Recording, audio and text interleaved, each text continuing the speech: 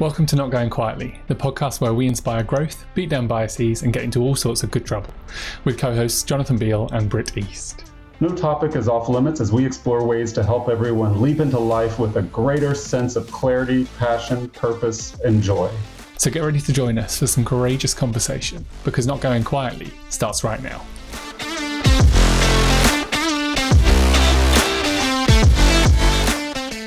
Hey everyone, welcome to Not Going Quietly, the podcast for outraged optimists and heartbroken healers all over the world, where we surface life-searing truths in the name of radical togetherness. I'm your host, Britt East, and my co-host, Jonathan Beal, is on sabbatical, so unfortunately you won't have his wonderful presence today. However, I've got an amazing guest for you, and I cannot wait for you to meet her. So let's bring her in.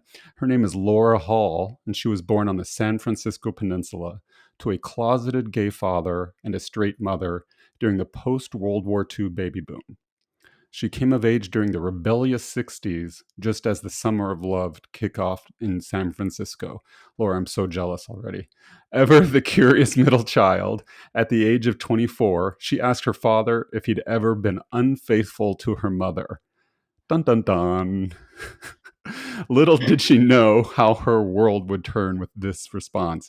She received her BA and MLA in landscape architecture from UC Berkeley and practiced community design for 2 decades. She currently works as a community involvement coordinator for the Environmental Protection Agency.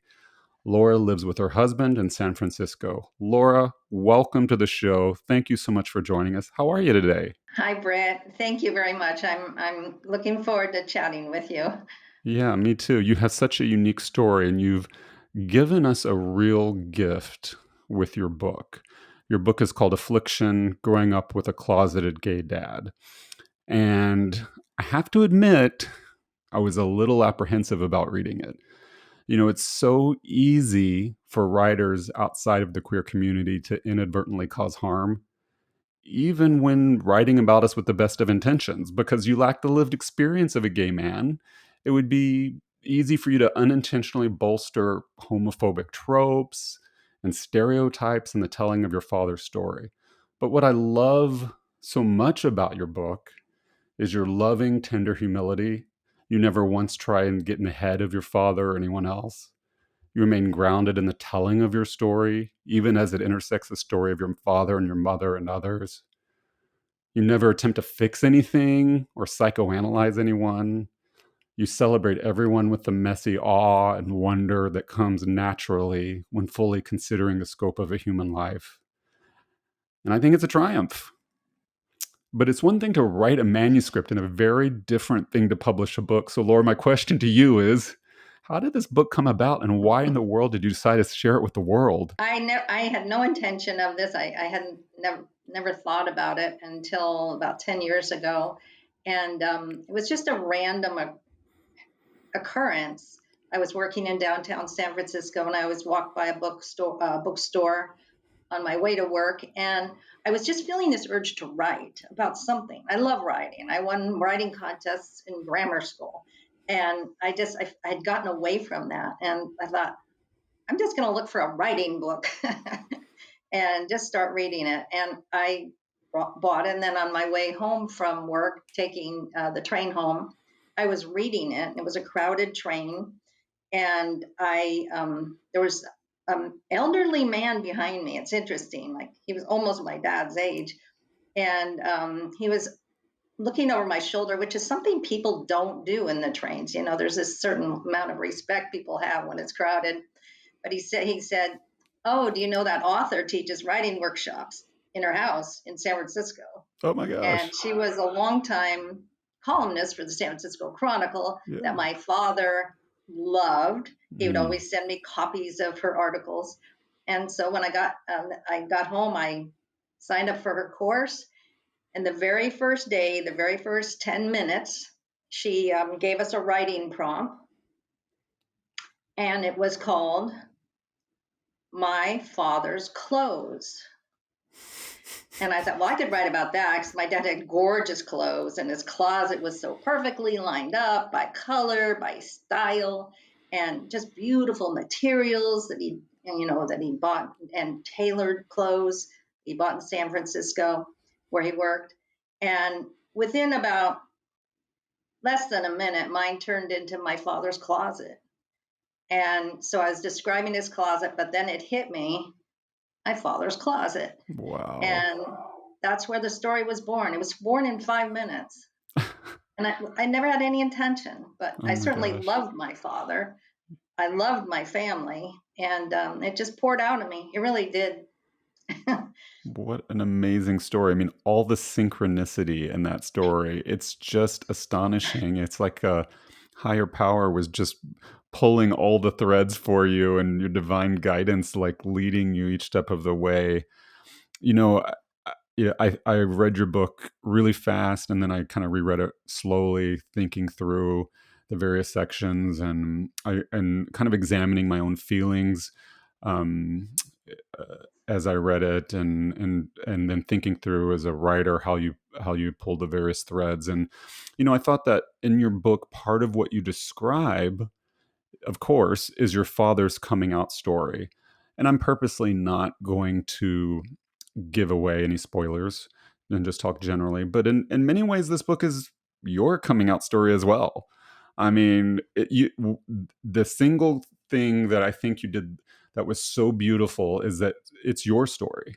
Like I said earlier, you're not trying to speak on behalf of others. You're describing your experience, and by virtue of doing that, of course, you reveal details about your life and your family, but they're as you experience them.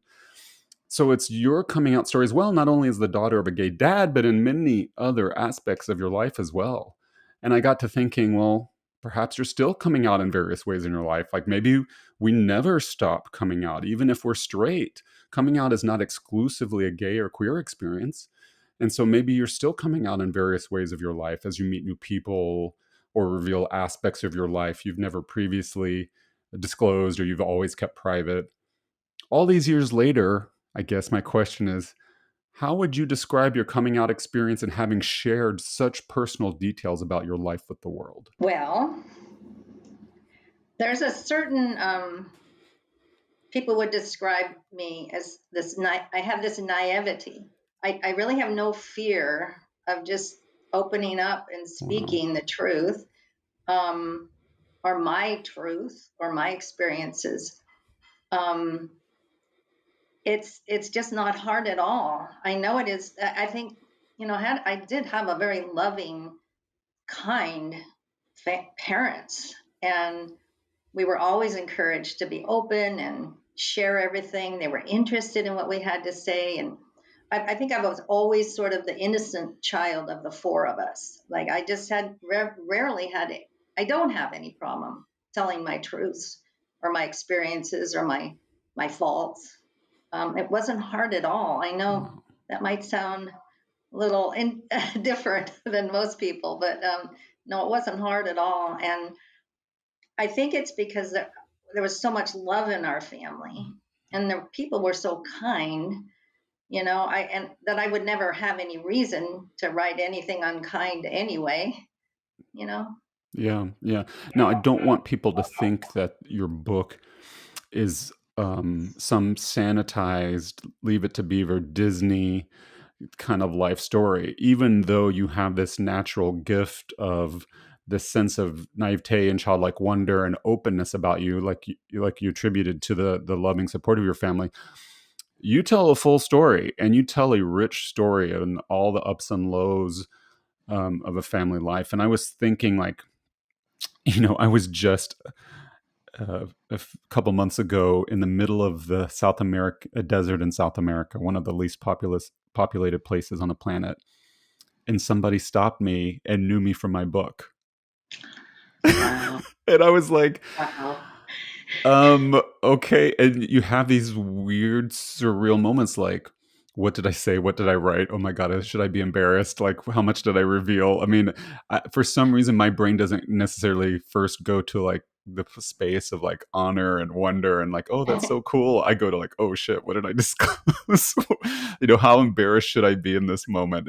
And so, but it doesn't seem like you have that, do you? It seems like you're saying you're fine with everybody. You're kind of an open book, and you're thrilled to tell your story. You didn't feel any sense of overexposure. Well, I have to say one thing is that when my coworkers learned I had written a book, um, I asked them if I would bring one to them for them to read if they would like.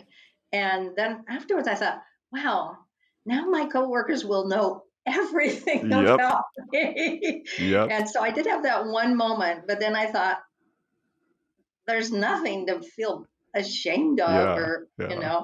but I love I it. do reveal a lot of details, as you know. Yeah. Yeah. I love it. That's such a healthy, grounded response. And, I know from straight people in my life, it's one thing to love and accept your queer family member. It's another thing to come out about it and tell the people in your faith community, your place of employment, whatever, that you have a queer child, a brother or father or whatever like that. Was there any apprehension? Is that part of what you were alluding to with your coworkers reading, where you weren't nervous about them finding out your dad was gay? No, not at all. I was nervous about them learning how many times I'd been married because I started very young. Yeah. No, and I grew up a child of the '60s, the Bay Area, Yeah. always like fighting for social causes, Yeah. marching, anti-war, civil Yeah. rights through Golden Gate Park. And, as time went on, I just felt more like I wanted to share my dad's story. I Mm, wanted to, and I'll get a little teary probably, but I wanted to do it for him. mm, And yeah, and actually, there are a lot of older gay men in the Castro. We live, just one neighborhood away from the Castro district in San Francisco. And a lot of them are very lonely, and they led really difficult lives like my dad. Many were closeted, or maybe their children abandoned them, or, they have no children, they have no family, and they sit on the benches. And my husband and I drive through there at least 2 or 3 times a week, and I always look at those men on the benches, and I mm, thought, if I can give them some love, like I'm the child, I could be one of their mm, children, and mhm, I had great love for my father, and I could feel it for them too. mm, Yeah, I just had a lot of motivation from that perspective, yeah. but never once was I nervous about saying my dad was gay. Yeah, it's really beautiful, really touching. I'm sitting here pinching myself so I don't cry as well. So there might be a lot of tears on this episode. That's totally okay. Your book is such a rare and precious gift because, at least as seen through the lens of the queer community, it can actually help us understand our own journeys. And I encourage queer people to read this book as well. It's really for everybody. You tell a full story. Sure, the tip of the spear is growing up with a closeted gay dad, but it's really a story of a family and you in a coming of age story for yourself. And but as queer people, in part of your story, I think a lot of us will see ourselves reflected in the eyes of those who love us, because we spend so much time, um, as a matter of necessity, in introspection. And that's why I think a lot of gay men in particular can be deemed as selfish, self-interested, self-involved, because as a trauma response, we're getting to know ourselves for the first time at whatever age we come out, and coming out is a continual journey. But and so a lot of us don't necessarily have time to think through the consequences of what it costs straight people to love a gay person. And I think your book can help stoke curiosity and empathy from the queer community and our families' journeys, our friends' journeys. And I wonder, Laura, how your love changed and your relationship changed with your father after he came out about his sexual orientation to you. Good question. Um, I was always connected from my father from my earliest memory. I think we're wired similarly or something. But I always had an eye looking out for him. I couldn't wait till he got home from work. We spoke the same language. He taught me how to make crafts in the '60s, like macrame and earrings. He had me recite poetry, practicing for school. We had a really great relationship. And, he's the only father I ever had. The other fathers on our block where we lived, they were all very different. I mean, I wasn't feeling judgmental, but, they'd go fishing or hunting or to sports on the weekends, roughhouse with their kids. And my dad was nothing like that. And I, you know, trying to think, I was just so shocked when he came out to me. And maybe I shouldn't have been, but I had no parameters to. I mean, a lot of it is like generalization about gay men. He loved fine art. He'd take us to museums and musicals and garden shows, and he did all the landscaping. He bought all our clothes, which were, by the way, they were gorgeous, and which is, it sounds stereotypical, but no, when I just, what was your question? No, that's okay. I actually want to pause before we get back to my original question, because you brought up a lot of good stuff. Stereotypes exist for reasons, and there's a lot of us who have those attributes that your father described, maybe a natural bent towards the arts and towards a certain personal refinement and elegance and creativity. A lot of guys don't. There's no single way to be gay or queer or bi or pan or whatever your orientation is, and you're describing your father as he was and as you experienced him, and that's absolutely valid. But there might be listeners who are thinking, well, I'm not like that, or my friends aren't like, that's totally cool as well. There's no one way to be gay. My question really to you was, I mean, look, it's, as a reader of your book, you do such a good job of personal reflection, introspection, and then making that explicit on the page for the audience that it was easy to kind of be like, what do you mean you didn't know? But when it's your life, I mean, I didn't know I was gay until I knew. And so it's like when it's your life and all the messages, the pressures of straight supremacy are pressing down on you and forcing queer people to live on the margins of society, especially back then, to live undiscovered lives, to remain in the closet, to avoid telling anybody their personal truths, much less living them. It's no surprise you didn't know. And so aside from the shock and awe of that moment, as we reveal ourselves, especially these deep core truths to one another, I can't help but think our relationships are inevitably changed.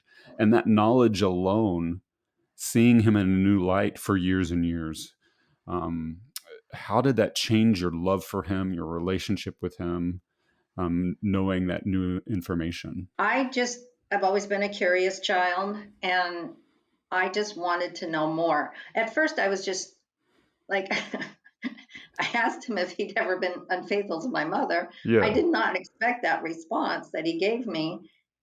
And I was like, oh, really? That's as deep as I got. And then I just asked him questions for the next, let's see, that was in 1975. So, and he died in 2008. So for the rest of that time, I was asking him questions. And I was the one child that he told the stories to. And I do feel a certain responsibility for that, to share them. I always loved my father.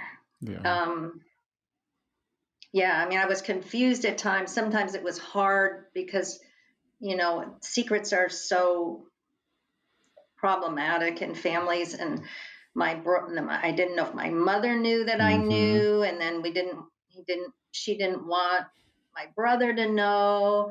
And it was just very complicated. That was the hard part for me. I actually pushed really hard for a family therapy session in our living room. Like, could we just all get together with someone who could help us out here?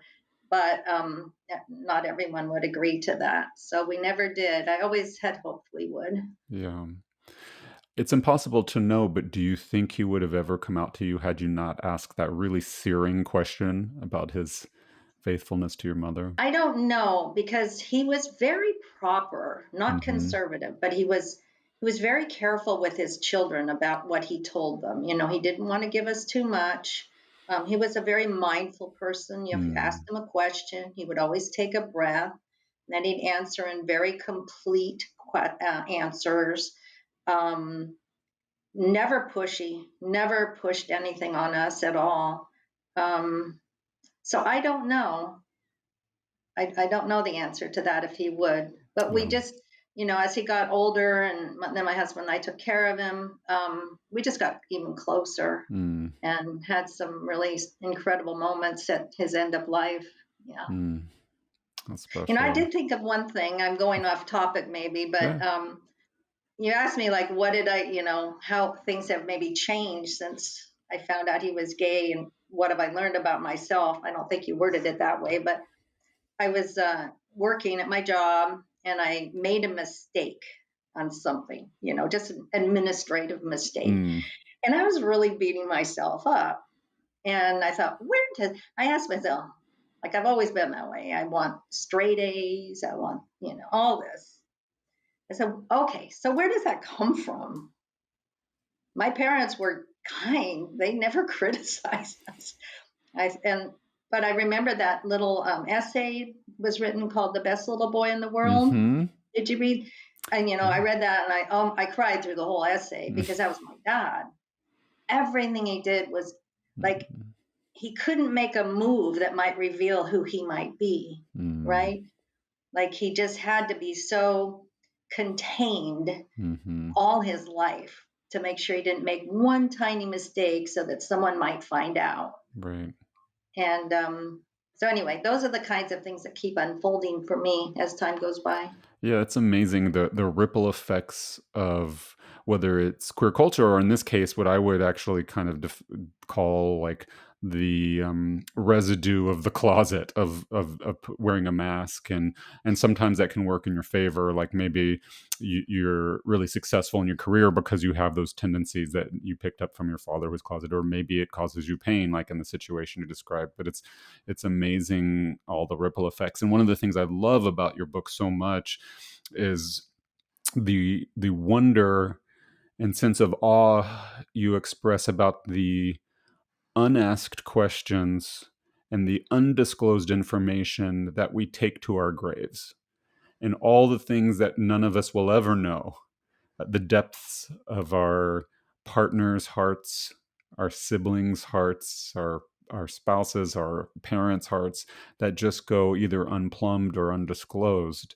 And the beauty and like the tragic beauty of that, and the almost cri de coeur of like the urgency of finding moments of to have to nurture those moments of relatedness and to ask questions, and to find points of connection. It's you make it so obvious how dire that is. Yeah, I know this one thing I constantly tell my daughter is, honey, ask me all the questions now.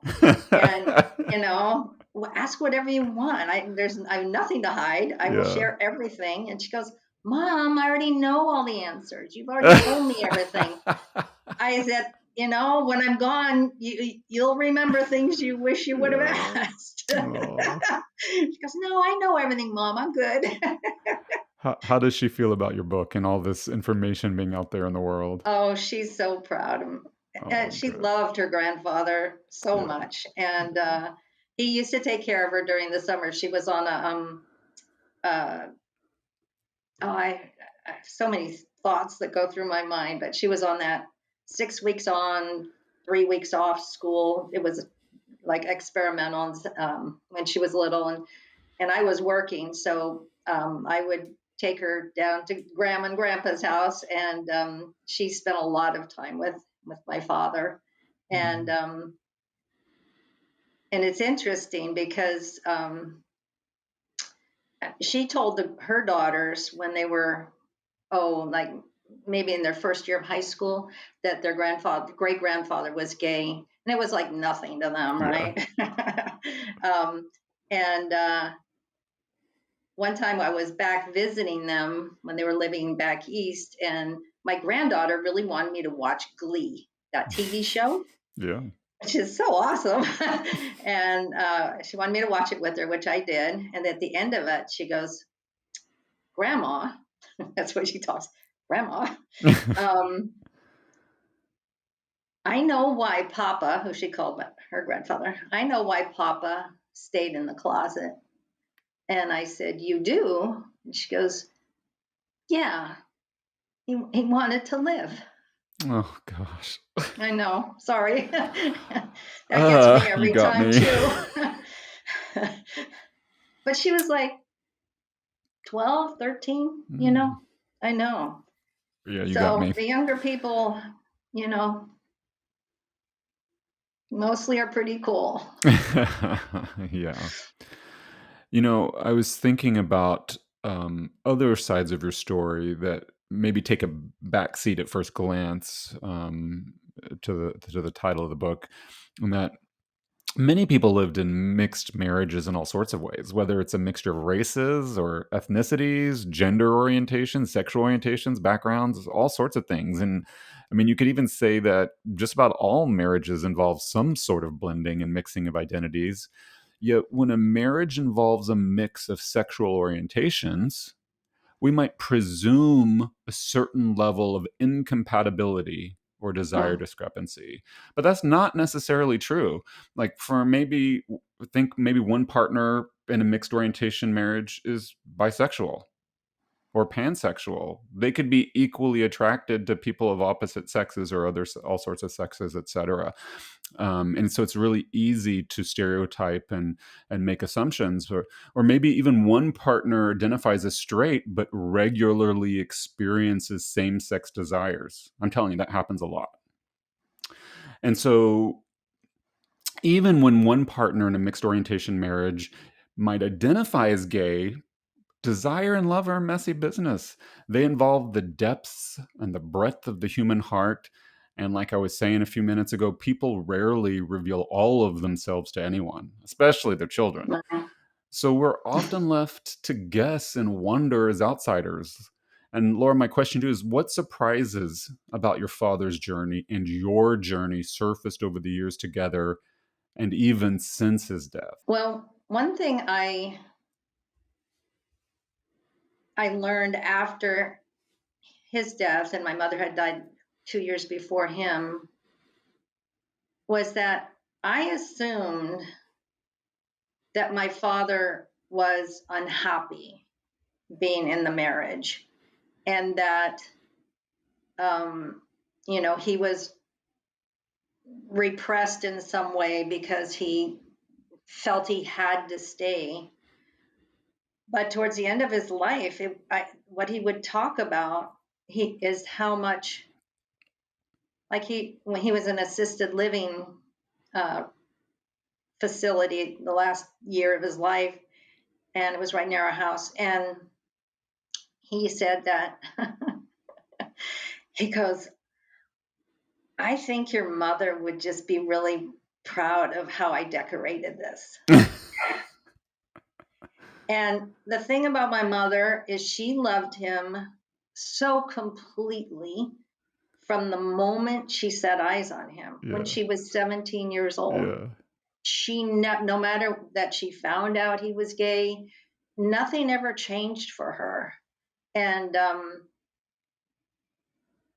I didn't realize the depth of their love for each other until after they were both gone.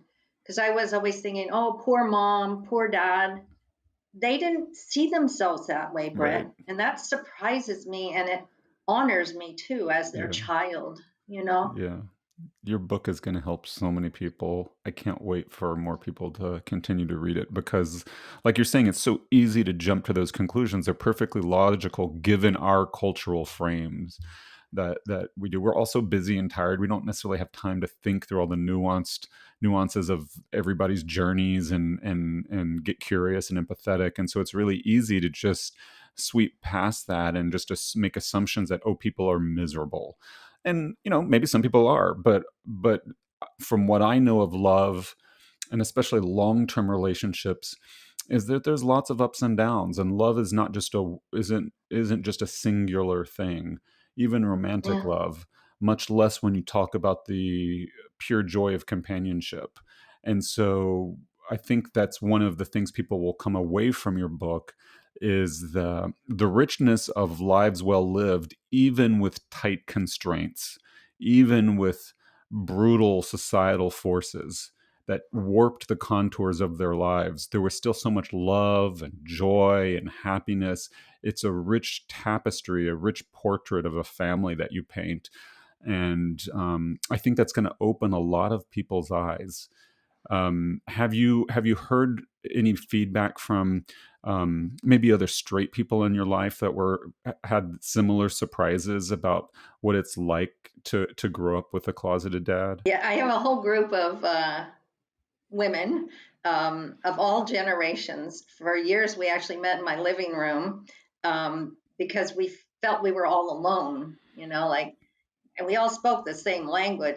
But their fathers were mostly they would move out and then they would have a roommate, or they would, all this language that I never heard. The roommate, and I don't know anyone else with my story. Oh, wow. I could say that. Yeah. It's a really tender story. I think that, the last words my parents said to each other, when it was just right before my mother died, like 8 hours. And my father, it's in the book, but he said, because I was wondering what would their end be like. I was so sad and like, oh, and he came lumbering down the hall. At that point, he was kind of hunched over, and he was like 89 by then, and with his cane, and he walked into her bedroom and sat down, and he said, "I'm so glad you said yes." And that was, I know, I just, and this is that's what really cemented it for me. And then her reaction was, I'd do it again. And he was hard of hearing.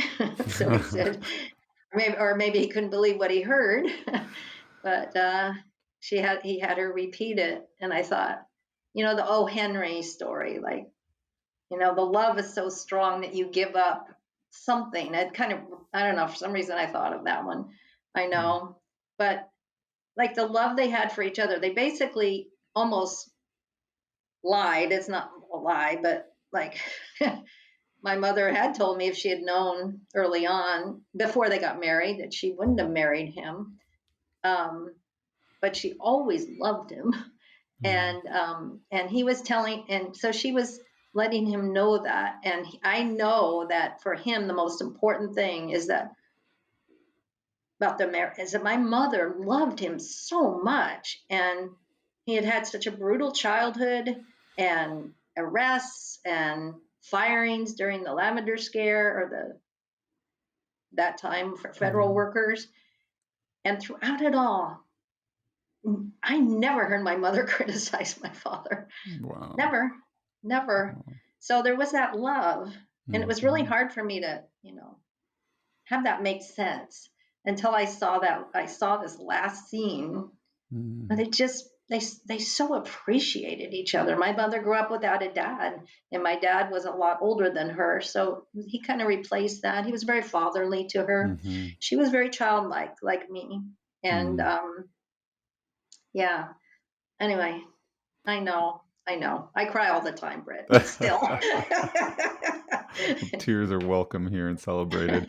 We're all such complex mixtures of so much, and it's hard to pin us down. And a lot of these questions often come down to the moment in which they are asked, as opposed to any foundational truth that persists throughout our lives. So it's like, on any given day, an answer might be yes or no. Would I have married? Would I have done this? Would I have stayed with him, or whatever? But I guarantee you, there are hundreds, thousands, millions of guys out there who identify as straight wrestling with same-sex desires and live in abject terror of anybody else knowing.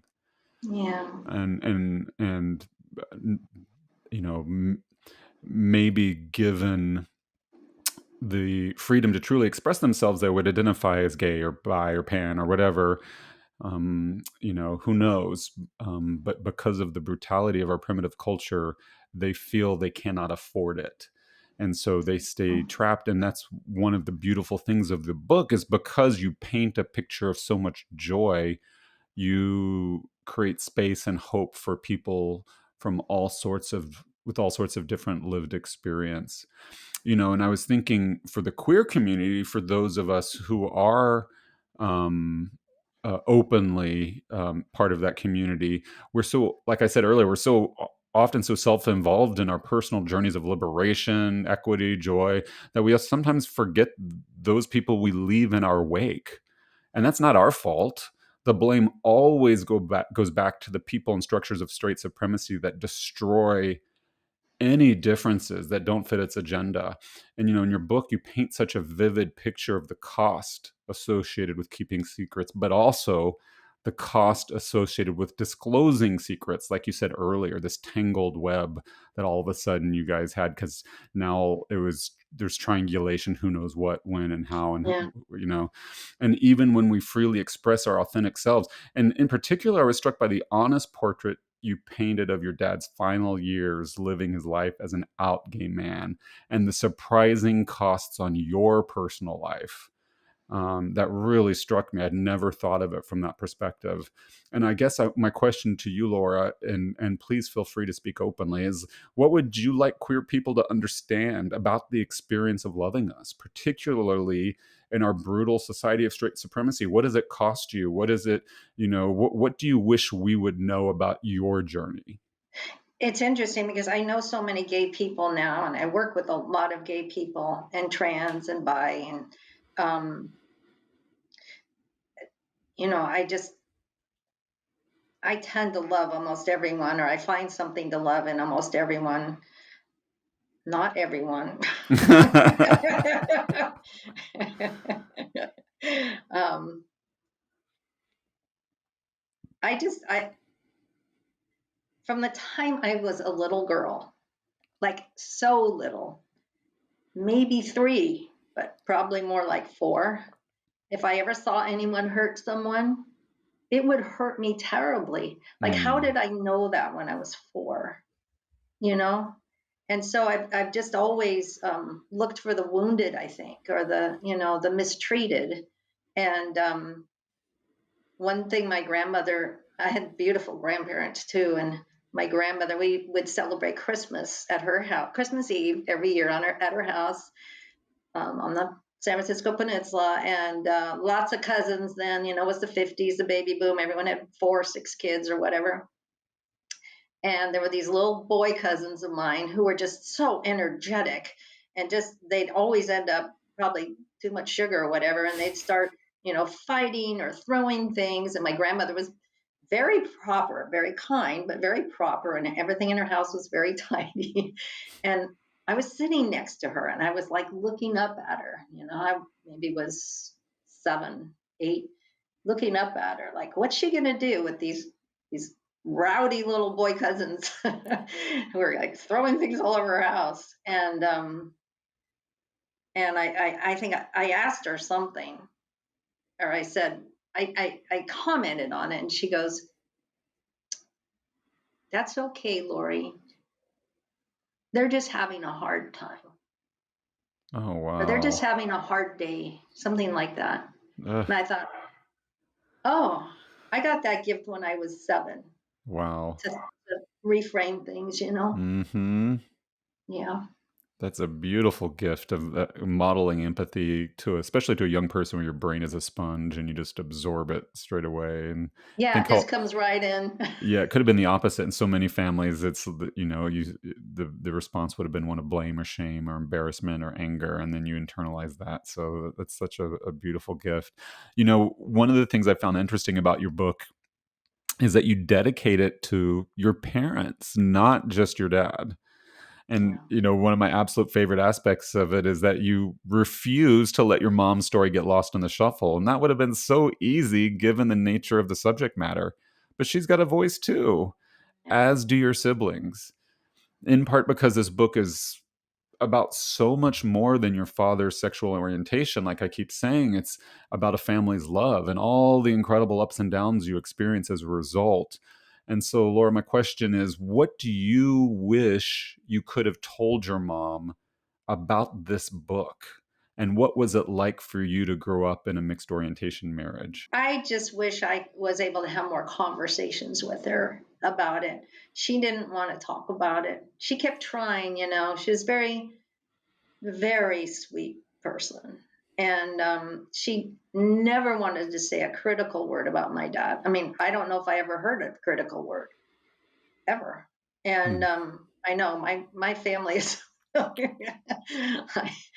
um, but a few times I would, kind of push. And she said, "Oh, we'll have that talk. We'll have that talk one day." And towards the end of her life, she says, I want to take you out for lunch and your sister. And I want to just talk to you about some things. And it turned out we never had that talk. Hmm. And I think she wanted to take it to her grave, that she didn't want to burden us, but her thinking that she was unhappy or that things were hard from her. She would never say anything unkind about my father, ever. Right. And she didn't want to burden, she never wanted to burden her children. So I don't know what that story would have been. Yeah.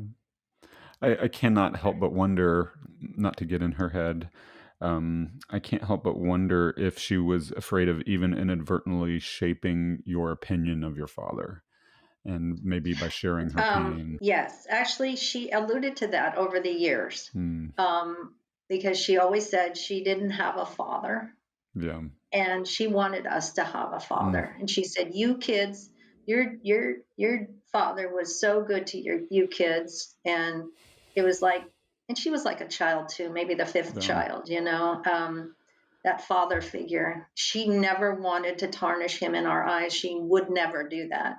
I bet in her eyes that was the most precious gift she could give you. I'm glad you brought this up, Britt, because I yearned for that talk with her, but who knows what it might have been, and mostly I feel protective of her Yeah. now. Like, good for her. She took care of things how she wanted them done. And Yeah. she lived a happy life. I mean, she sang in choirs. She was a photographer. She traveled. I mean, she was determined to be happy. Right. Well, and engaged in society. She was in the stream of life. She Engaged. wasn't, there's the caricatures and tropes of women of that era just kind of being cloistered in their own homes. And she wasn't like that at all. No. So Yeah. funny. She was singing in the church choir in San Carlos on the peninsula, um, when my father was in the war, or he had just been enlisted in the war right at the beginning of World War II. And they met at a USO dance. My mother had red hair, and he noticed that, and she said she loved his big blue eyes and his white teeth. They cracked me up. Anyway,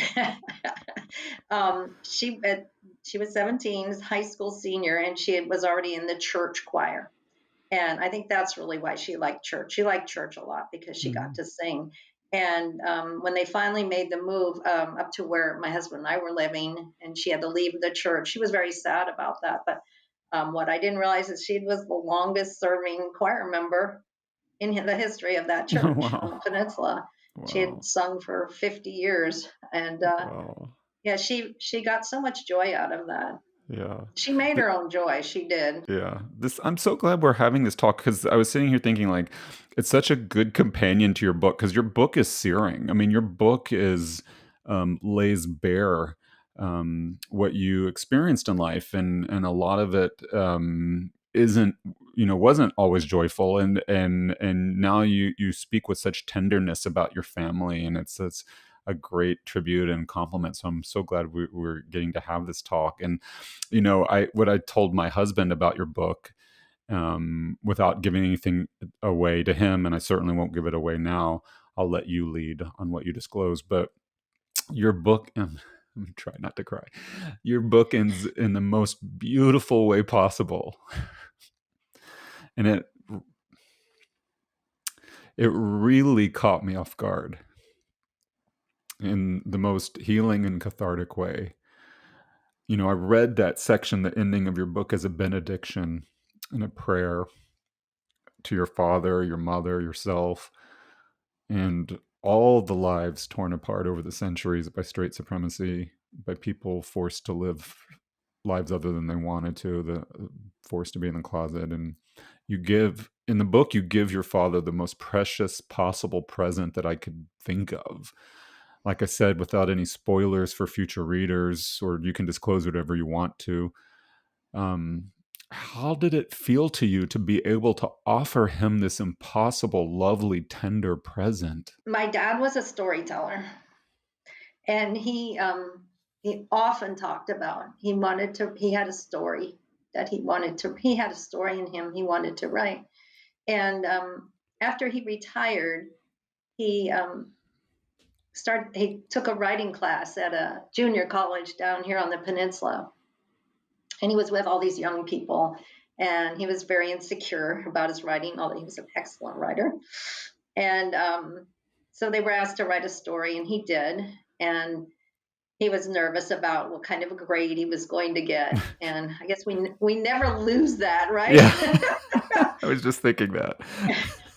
And he went up and accepted his paper from his teacher, and had an A on it. And he said, I was so surprised. I told my teacher, I said, I thought I had a story to write, or no, something about that. But how he wanted to have he didn't know if he had a story in him to tell. And he said, "You have a story, Ralph." Yeah. And he repeated that to me so many times. I forget, that wasn't the exact same wording the teacher said. It was close. It was close. Yeah, it was, yes, you do have something to tell. Yeah. But he never followed up on that. And my brother and I went through his computer. Like, did he write it? Is it buried deep in the hard drive? We never found it. And so to me, it's like, my dad would be so happy to see this story about him and our family. I mean, he would just be over the moon. I know that. Yeah. And it's like completing a life stream for him and on his behalf. And then with that ending, wow, it was just incredibly beautiful. You know, like I said earlier, there are so many people out there suffering today. We just know that there are, for whatever reason. Either they're in the closet, their loved ones are in the closet around any number of topics or issues. I was wondering, like, what hope you can give families in and of mixed orientation marriages. Where can they turn for support? Do you have any? And we can put links, of course, in the show notes and stuff for everybody. And we'll definitely put links to Laura's website and where you can buy her book and everything. But, what would you advise to people who are suffering today? Like, where can they turn for hope? You know, when you live long enough, you realize that things go in cycles, and we feel like, this is a pretty bad one we're in. Yeah. It's been bad before, but this is a really cruel one. Yeah. And I keep telling people that there were times when people lost hope in the past that it would ever get better, that we're just descending into this hellish nightmare. And but mostly it's always gotten better. I surrounded myself with these young gals, mostly young, much younger, but we did have like 4 generations in my living room. I didn't know anyone who had a gay father or certainly not a closeted gay dad that they knew about. How did you find them? well, there's this Facebook group that's called the Gay Dad Project, and which is a Nice. weird name, but there's anyway. I somehow connected up with the woman who they're lovely people. I still stay in touch with them, Yeah. and we started getting together. And then I went to a book reading at the GLBT Museum Historical Society in the Castro, and saw Alicia Abbott. You know her? She wrote Fairyland, Mm, and about her dad. She grew up in the Haight-Ashbury, and he died of AIDS. mm. And Sophia Coppola, I'll just put a plug in for that. She made a movie out of it, and it just premiered at Telluride. Oh, wow. Sundance. Yeah. Yeah. And it's going to be at Provincetown, I think, this month. Oh, my And gosh.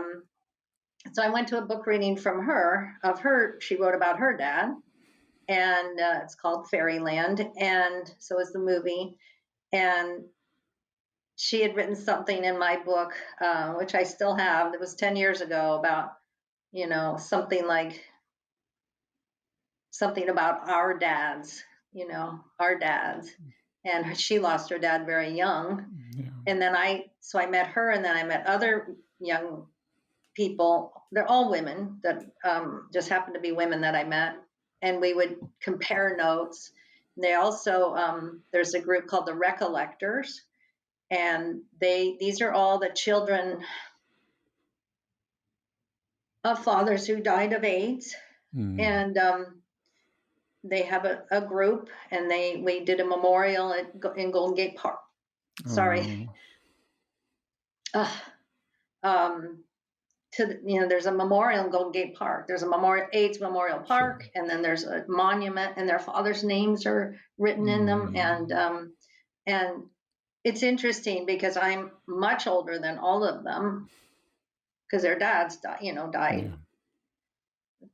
They're the age of my daughter. Yeah. And so I'm kind of the outlier in that group. But I feel like I feel like my job is just to comfort, these children. I mean, because my dad comforted gay men who were dying of AIDS in the early 80s. And he said, there was nothing he could do but just hold their hands, and they had no family to come to see them. And I thought, maybe one of them was the father of one of these friends of mine. But I think just for me, it was just sharing stories, and this, because I was clueless. Like, Yeah.